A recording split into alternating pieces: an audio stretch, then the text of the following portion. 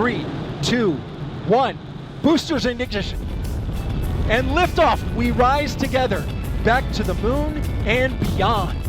For the first time in my lifetime, humans are leaving low Earth orbit and heading back to the moon. In just a few days, NASA will attempt to launch Artemis II, the first crewed lunar mission since Apollo 17 in 1972. For those of you looking for a one-stop shop to get caught up before this historic mission, you're in the right place. We'll talk about the crew, the rocket, the spacecraft, the mission profile, and go over the timelines so you know exactly what to expect for Artemis II. Okay, let's get started.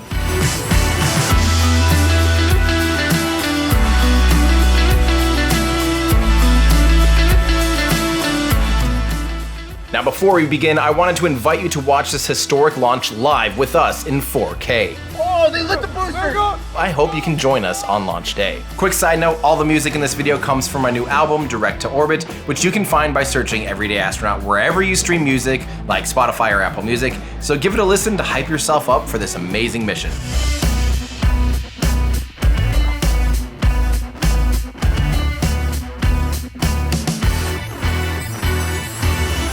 Okay, let's start off by going over the crew of Artemis II.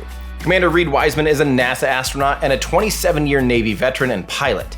He flew once to the ISS for Expedition 41 and 42 for 165 days and spent 13 hours as lead spacewalker on 2 spacewalks. Next up, we have Artemis II pilot Victor Glover, who's also a NASA astronaut and former US Navy captain. He flew to the ISS on Expedition 64-65 and was pilot on Crew 1, the first operational Crew Dragon mission. I also met him in 2018, so yeah, I'm pretty stoked to see him fly to the moon. Next up, we have mission specialist Christina Cook, who is also a NASA astronaut. She served as flight engineer on the ISS Expedition 59-60-61. Cook set a record for the longest single spaceflight by a woman with a total of 328 days in space, and participated in the first all-female spacewalk. Last but not least, we have Jeremy Hansen, a mission specialist from the Canadian Space Agency. That's right, for the first time in history, someone from outside of the United States and NASA will be flying to the moon. He was a fighter pilot in the Royal Canadian Air Force and later promoted to colonel. Amazingly, his flight around the moon will be his first spaceflight. You obviously likely noticed that I just listed 4 astronauts, which is an upgrade to the crew of 3 astronauts that Apollo could carry. So let's actually compare the spacecraft and the rockets of the Artemis and the Apollo program.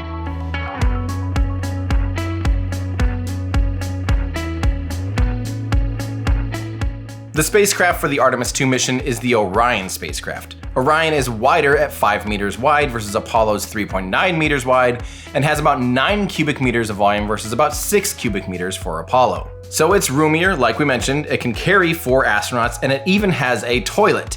It'll be the first spacecraft to have a toilet outside of low Earth orbit. Orion and its service module is 26.5 tons, making it a little bit lighter than the Apollo command and service module that weighed 28.8 tons. However, because of its small service module compared to Apollo, it can't get into low lunar orbit. We'll talk more about that in a minute. Next, let's take a look at the rocket that they're going to fly on, SLS, or the Space Launch System. This is the most powerful rocket NASA has ever built, with a little over 39 meganewtons of thrust. Most of the thrust at liftoff comes from the 2 Space Shuttle-derived solid rocket boosters, which provide about 16 meganewtons of thrust each for 32 meganewtons of thrust in total, so about 80% of the liftoff thrust. Then it has 4 RS-25s also taken from the Space Shuttle program that provide about 7.4 meganewtons of thrust. On the ICPS, or the Interim Cryogenic Propulsion Stage, which is its upper stage, it has a single RL-10C2 engine producing a modest 110 kilonewtons of thrust, but it's incredibly efficient at 462 seconds of specific impulse. Let's compare that to the Saturn V, which had 5 massive F1 engines that each produced 6.77 meganewtons of thrust. Then it had the second stage, or the S2, which had 5 J2 engines, and the third stage, or the S4B, had 1 J2 engine. SLS stands 98 meters tall, and its core is 8.5 meters wide and a little over 16 meters wide with its 2 massive solid rocket boosters on the side. The Saturn V stood 111 meters tall and 10 meters wide at the base. Despite having more thrust and more efficient engines on parts of the vehicle, SLS actually has less capability than the Saturn V, as it can only send about 27 tons to the moon, versus the Saturn V, which could throw a whopping 45 tons to the moon. Artemis II will be launching from Kennedy Space Center's LC-39B, which was formerly a Saturn V, Saturn 1B, and Space Shuttle pad. Artemis II is just a flyby of the moon. There will be no landing on the moon for this mission. It's similar to Apollo 8 as a full shakedown of the Orion vehicle, but unlike Apollo 8, it won't orbit the moon. It'll just be on a free return trajectory on a full 10-day mission. It won't be until Artemis 4 until we land on the moon again, and I'm working on a full deep dive video on that and the future of Artemis missions, so stay tuned. During the countdown, there's a few things to pay attention to, so here's a rough overview of the timeline.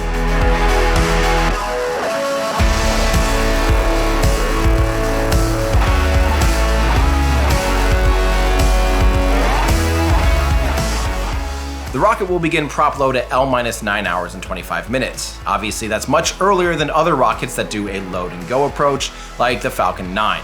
You'll also notice I'm saying L-, which means time until launch, or launch minus, as opposed to terminal count, or T-, which has pauses in the count to allow for built-in holds to review data and transition to other phases of countdown. The ICPS Stage 2 will start prop load at L-7 hours. The crew will start putting on their spacesuits around L-5 hours and 40 minutes, which takes about an hour, after which they'll depart for the pad at L-4 hours and 30 minutes. At L-4 hours, they'll begin to board the Orion spacecraft, and they'll start doing suit leak checks and comms checks. Hatch will close at about L-3 hours and 20 minutes, and from here on there's additional checks and closeouts. At L-60 minutes, the launch director will hold a brief, so if there's any issues, we'll hear about it then.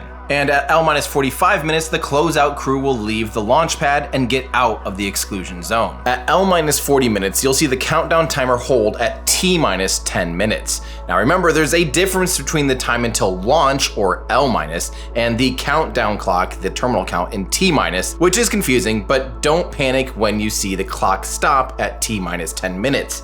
At L-16 minutes, the launch director polls the team for the go, no-go poll. At L-10 minutes, the T clock and the L clock will finally line up and the vehicle is officially in the automated terminal count sequence. At T-8 minutes, the crew access arm will retract.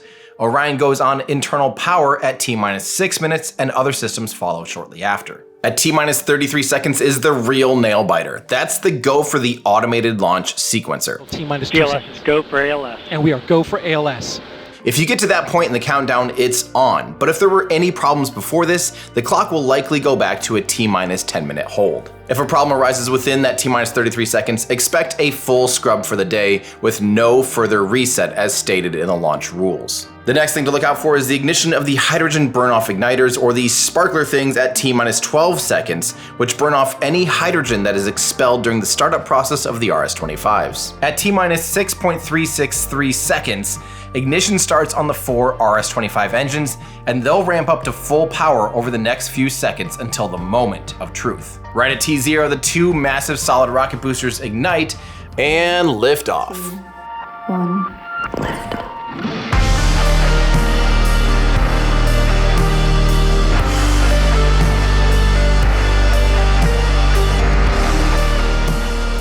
And this is obviously going to be a really exciting moment because we will be watching the first crew to head out to the moon in 54 years. By T+9 seconds, they're already clearing the launch tower, and the rocket will initiate its roll and pitch maneuver. At T+56 seconds, the rocket reaches supersonic speeds, and at T+1 minute and 10 seconds, it reaches maximum aerodynamic pressure, or max Q. At T+2 minutes and 9 seconds, the SRBs burn out and then separate.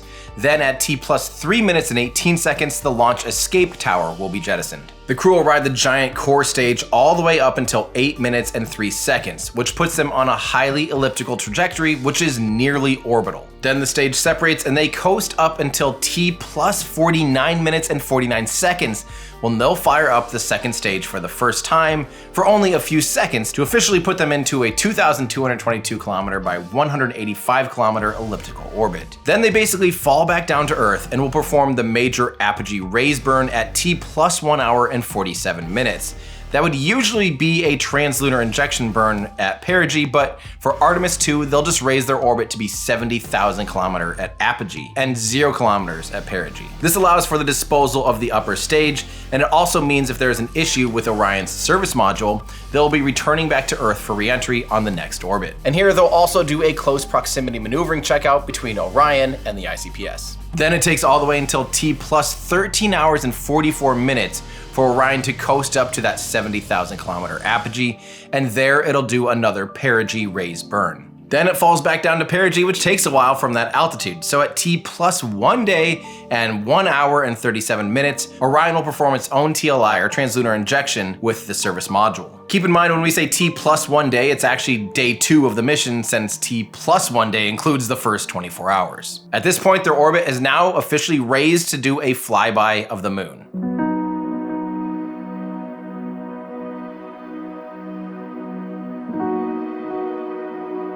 On days 2, 3, 4, and 5, there'll be some tests and things like CPR demonstrations, communications tests, and a handful of correction burns. At T plus 4 days, 21 hours, and 2 minutes, Orion will officially break the record for the furthest from Earth humans have ever been, beating Apollo 13's record of 400,171 kilometers, and will reach a peak distance of about 402,000 kilometers, just barely beating Apollo 13. One important distinction between Artemis 1 and 2 and other Artemis missions is that Artemis 2 is doing a free return trajectory around the moon, and it won't actually get into lunar orbit, or of course, like we said, it won't land on the moon either.